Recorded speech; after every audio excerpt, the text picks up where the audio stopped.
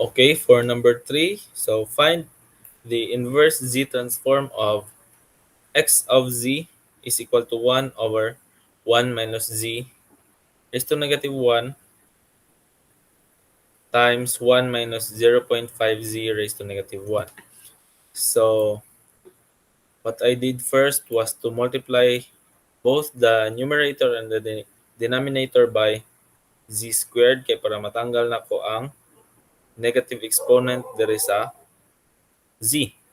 No? So we have nakuha na to is x of z is equal to z squared over z minus 1 times z minus 0.5.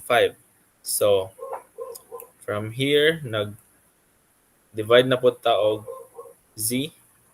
So ang atong nakuha is x of z over z is equal to z over z minus 1 times z minus 0.5. So by partial fraction, so we have a over z minus 1 plus b over z minus 0.5. So ang sunod buhaton ani is we have to find the value of a and b. So solving for the value of a and b. So what I did was to multiply both side of by z minus 1 times z minus 0.5. So kuha na to ni which is a times z minus 0.5 plus b z times z minus 1 is equal to z.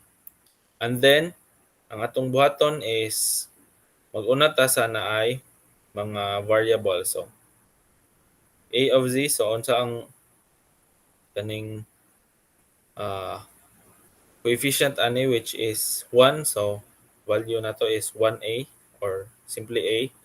Same goes here. So we have b and also ang coefficient ani is 1. No? So makakuha tag 1 dire. And then for kanina sad no. So we have negative 0.5a. So muna ito nakuha dire. Plus negative 1b. So natay negative b dire.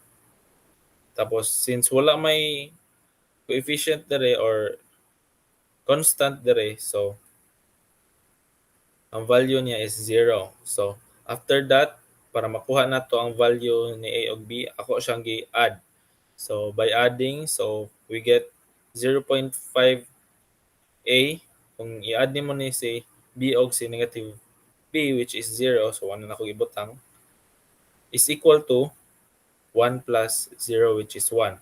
So divide both sides by 0.5. So atong makuha is a is equal to negative 2. And then, kung gibuhat is, ang value ni a is akong gi-substitute aning sa a plus b is equal to 1. So we have 2 plus b is equal to 1. So b is equal to negative 1. And then we have x of z is over z is equal to a over z minus 1 plus b over z minus 0.5. And then akong gi-substitute ang value ni a og ni b dire. And then divide both sides by, multiply both sides by z.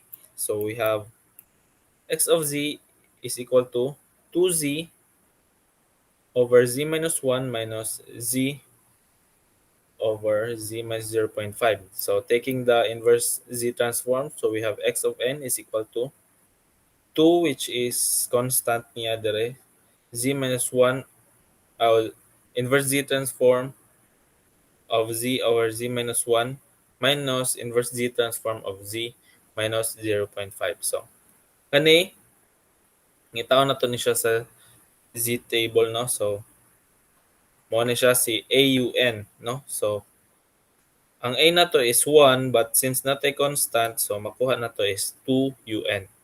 And then, for this naman, so 6, kaning nasa 6, no? So, we have AN, UN. So, ang value na to sa A is 0.5.